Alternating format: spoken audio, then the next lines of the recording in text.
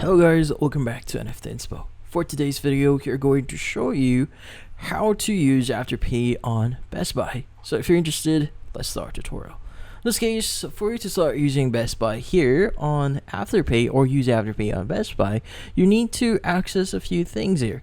So for you to use Afterpay on Best Buy, you need to actually access their website or their official app. So either ways will work here. So in this case, I'm using the web app here. So in this case, what we need to do on their official website is we need to actually go to or in this case, search for Best Buy. So typically you could go ahead and click on the search brands, products, and stores here and just type in Best Buy. Now you can go ahead and just press on enter to search for it, and you should be able to see different options here, which in this case, you should be able to see Best Buy here. But then again, Best Buy not be available on different regions. So if you're looking for Best Buy here and you don't see it, it means that your current region does not support Best Buy. But in this case, you can just go ahead and click on it. It should open up the store here and just basically proceed buying stuff or proceed with the checkout on the official website.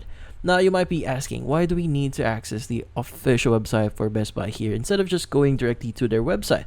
Well, the thing here is you need to go to their website here because they will be adding like a specific tag on your next purchase. As you can see, when we go to, or in this case, look at our URL, it adds the Afterpay tag on it, meaning it's going to actually use Afterpay, or in this case, will allow you to start using Afterpay on your next purchase here.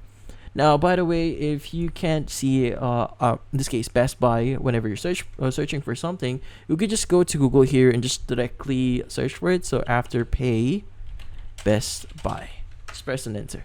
Should give you different results here. So in this case, it will give you the option to basically get a gift card. So in this case, if you do not see Best Buy directly in here, you might want to search or use a gift card instead. So you could buy a Best Buy gift card here and use that for your next purchase. But in order for you to buy this one, you need to first scan and download the actual app here.